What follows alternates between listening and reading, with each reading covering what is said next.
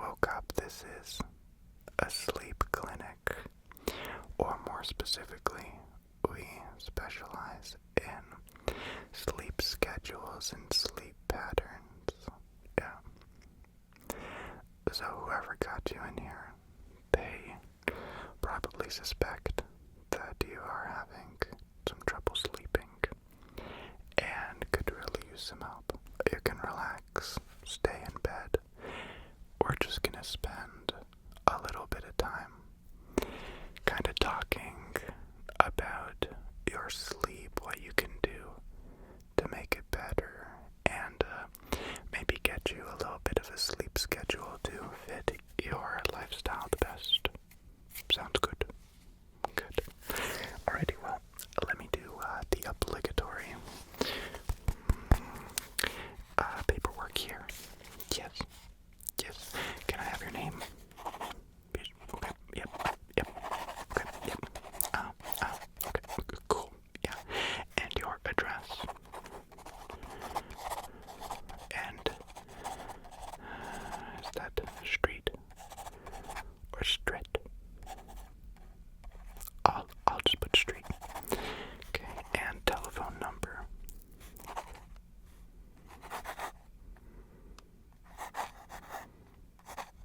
Could you say it again? Oh, okay. Good. Good. And do you have a pencil? No. Okay, that's unfortunate because this doesn't work. Okay. So, as I mentioned,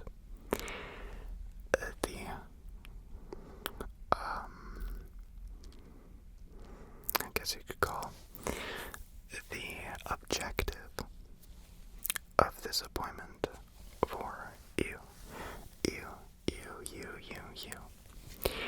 is to educate, inform, and then provide you with tools to encourage and enhance your sleep.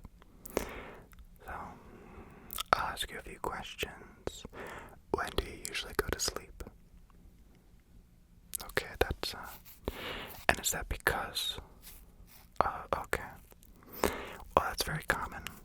That's just what happens in this day and age. Yeah, that's millennials for you. No, yeah. Well, as you know, the common understood number is to get anywhere between 6 to 8 hours of sleep. You could get a little bit more, but no less than 6. But what concerns me is how late you go to sleep. Yeah. Because although you're just about at the correct length, you could also be very much so harming yourself by going to sleep at that hour. Now, none of this is pseudoscience. This is backed up with various research studies as well as tests done individually. And it is proven that going to sleep anytime after 2 a.m. is very detrimental, especially on a longer period of time. Once in a while is okay, not recommended, not very good to say in a sleep schedule, I know. But it really goes back to the times. For many, many years, our ancestors would go to sleep at the same time, and that was typically around 9 or 10 p.m. And our body is very good at setting up its own schedule. So, even now, your body's gonna adjust and try to get all its work done in the time frame you give it. But it very much so works on an internal clock, so even if you always go to sleep at 2 o'clock, you're still going to be very much so damaging your body. Let me explain. From the time of 10 p.m. to 2 a.m., your body is releasing melatonin. It's repairing many muscles. It's clearing up gray matter lungs and filtering out many, many toxins in your brain. Yeah, so even if you're getting 9 hours of sleep, but you're going to sleep after 2 p.m., you're missing out on the restorative properties, on the regenerative properties induced by that time frame from 10 p.m. till 2 a.m. So you should really try to fall asleep in that time frame. And you may have noticed, if you go to sleep after 2 a.m., or if it is after 2 a.m., you'll notice you don't really feel sleepy anymore. That's because your body just will stop producing melatonin, and it doesn't really care if you're asleep or not. It's you missed the window, buddy.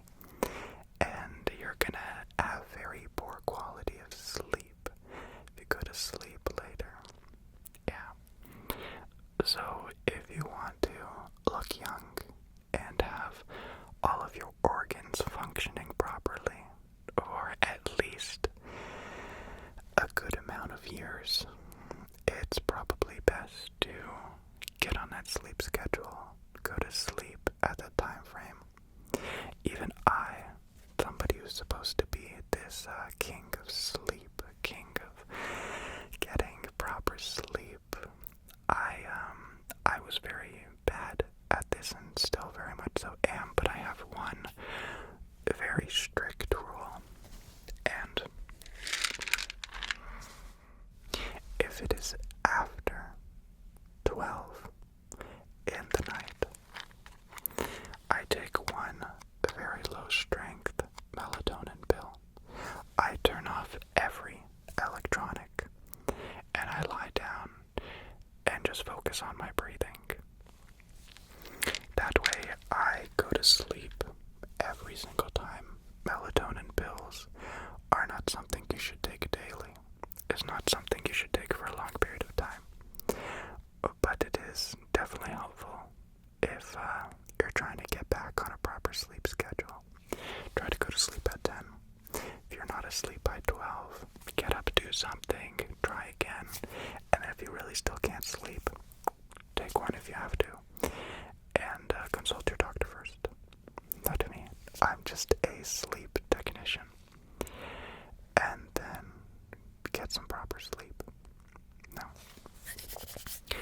On an even more serious note, I know I used to struggle with this as well, and that is a late night snacking. Yes. Yeah, I had no idea how damaging it was to eat anything 2 hours before I go to sleep. Yeah, there's once again that little time frame, that little schedule. You shouldn't eat any foods 2 hours before you go to sleep. And like, you could eat something very liquidy, like a liquid kind of food like soup, and maybe an hour before you go to sleep, but really you should stay away from all food. It's very unhealthy. Your gut does a very poor job. If you're asleep and it's trying to digest food, you're damaging your body, you're not getting stuff done right, and it also makes for a very unpleasant sleeping time. Alright, I know it's not always the easiest task to go to sleep at a specific time. I hope some of the tips I gave you help, and hopefully you now know what times you should go to sleep. Sleep really is incredibly important. I don't have to tell you that. You know how different you feel if you got enough sleep and if you didn't. And they've proven that not getting enough sleep is the same as drinking X amount of alcohol, and has the same effects as being drunk and inebriated. And so I really do hope you watch out for yourself. You know, we live in a time right now when it can sometimes be hard to go to sleep.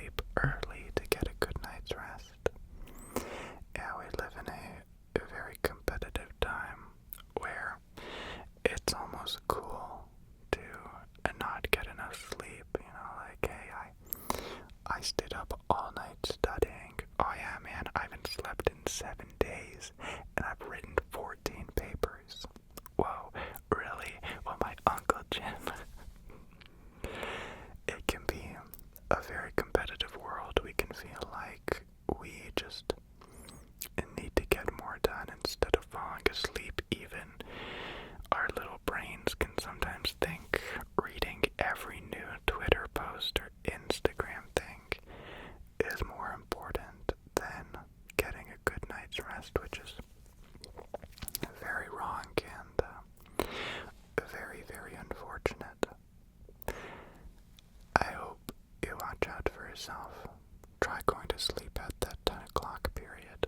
A little bit later, because I know life gets in the way. 11, 12 o'clock at the latest. Get yourselves that full 8 hours of sleep. Then make sure you're not eating too much before you go to sleep. 2 hours.